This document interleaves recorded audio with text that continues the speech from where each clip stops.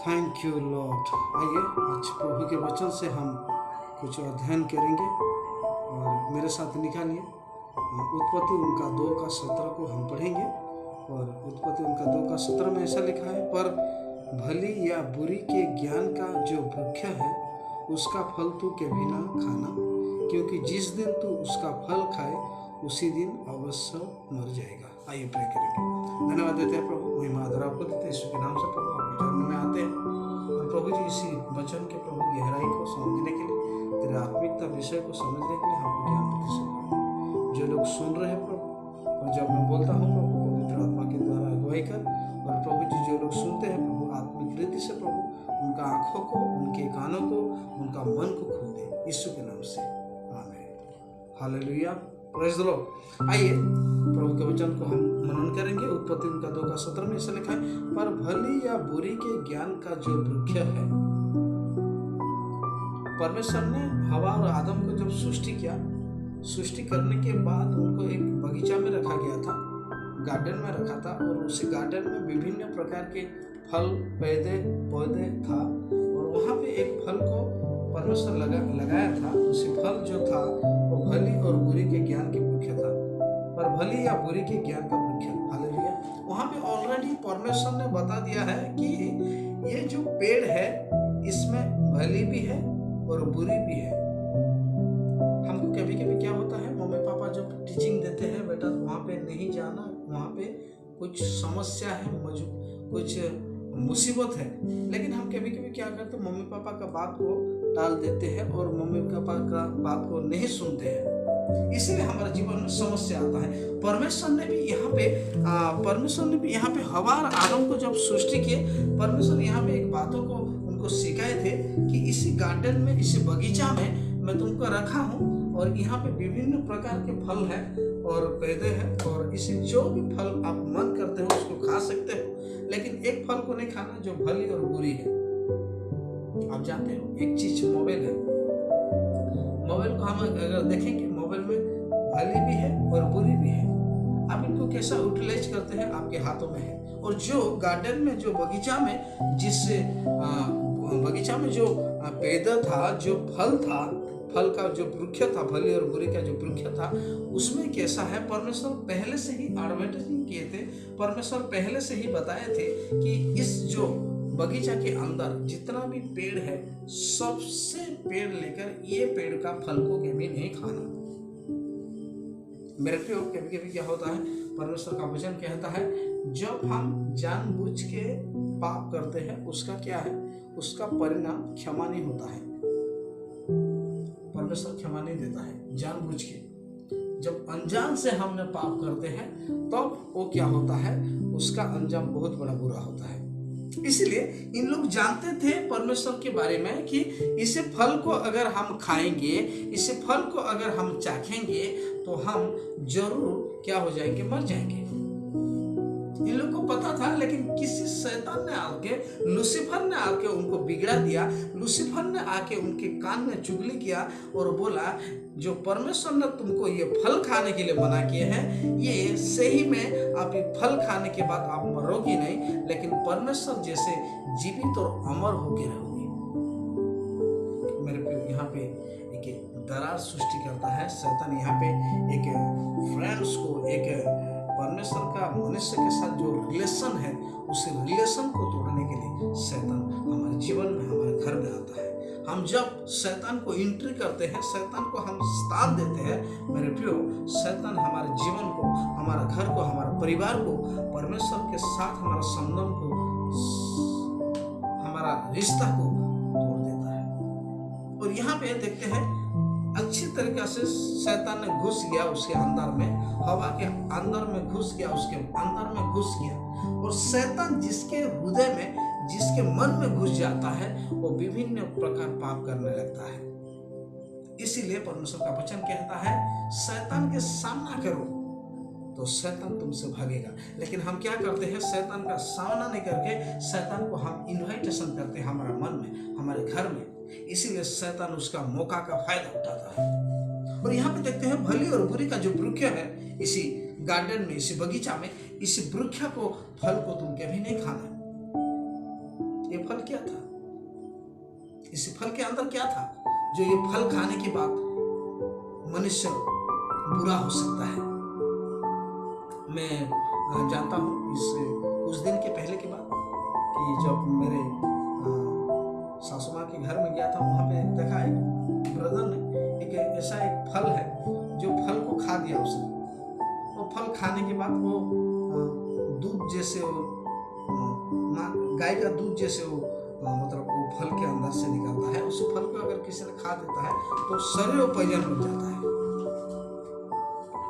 तो सब लोग बोलते हैं वो फल को नहीं खाना, जब वो फल को खाओगे तो क्या हो जाएगा, आपके शरीर एक पॉइजन बन जाएगा। मेरा कहने का मतलब ऐसा है, परमेश्वर ने भी ऐसा है कि इन लोग को ज्ञान दिए थे, इनको विवेक दिए थे, इनको बुद्धि दिए थे कि ये फल को कभी तुम नहीं खाना, और जिस दिन तुम इस फल को खाओगे, इस फल खाने के बाद तुम क्या हो जाओगे, उसी दिन ही तुम मर जाओगे। ऐसा क्या था इस फल के अंदर में?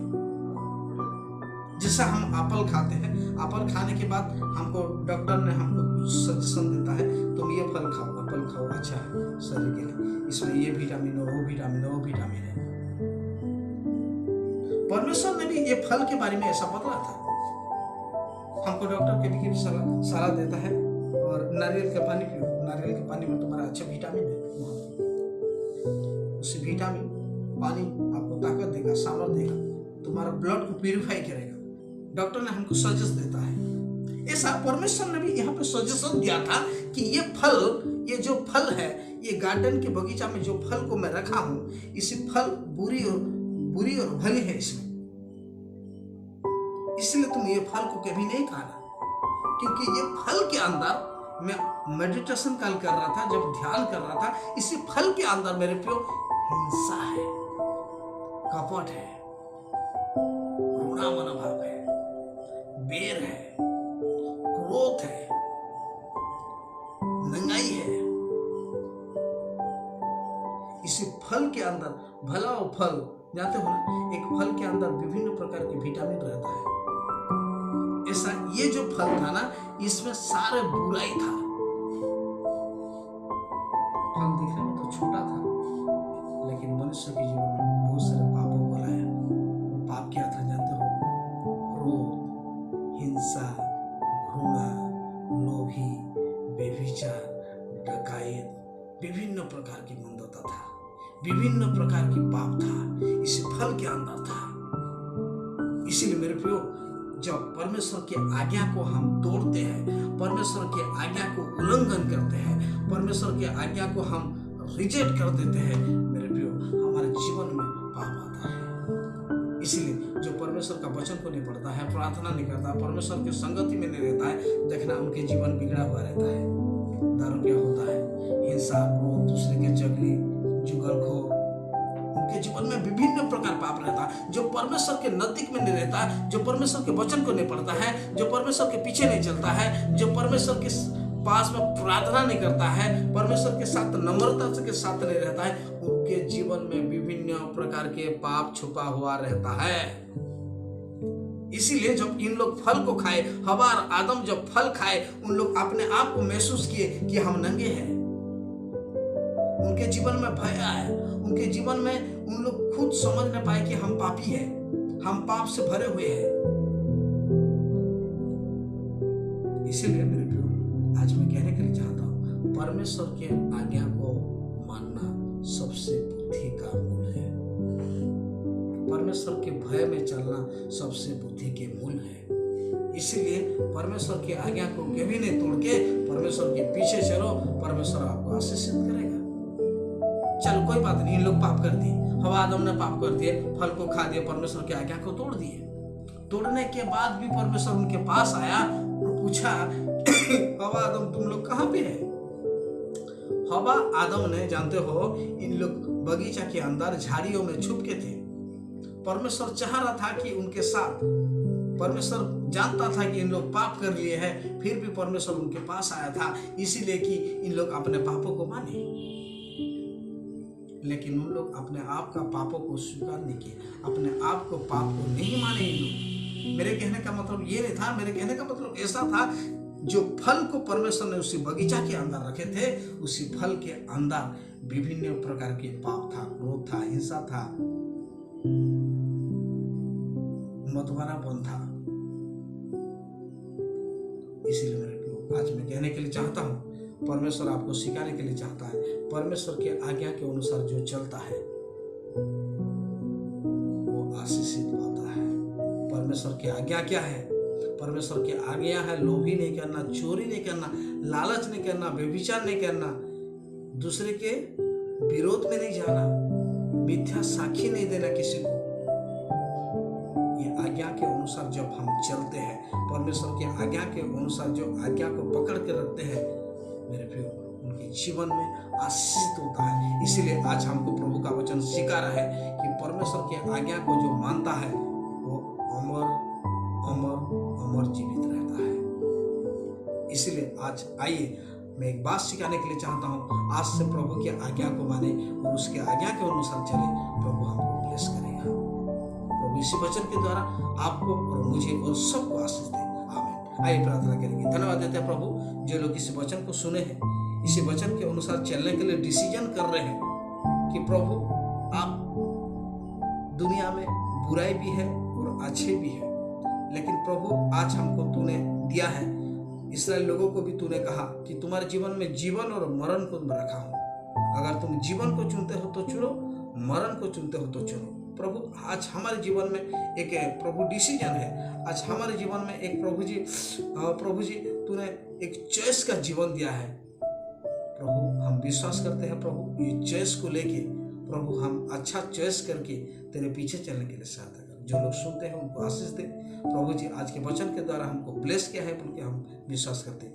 जो लोग प्रभु इसी वचन को सुन रहे हैं, इसी वचन के द्वारा ब्लेसिंग और आशीष कर। और विशेष अगर किसी के जीवन में समस्या है, मुसीबत है, कर्जा है, टेंशन है, बीमारी है, परेशानी है, यीशु के नाम से तू निकल दे। आदर में आपको देते हैं यीशु के नाम से। इस छोटी दुआ को कबूल कर और सुन के ग्रहण कर। आमीन। प्रभु सबको हमको आशीष दे। प्रभु इसी वचन के द्वारा हमको सबको ब्लेस और आशीष करे। अगर आज हमारा चैनल को सब्सक्राइब नहीं किए हैं तो आप इस चैनल को सब्सक्राइब कीजिए और प्रभु के वचन को लेके आप आशीषित हो जाइए। Thank you so much. God bless you. आमीन।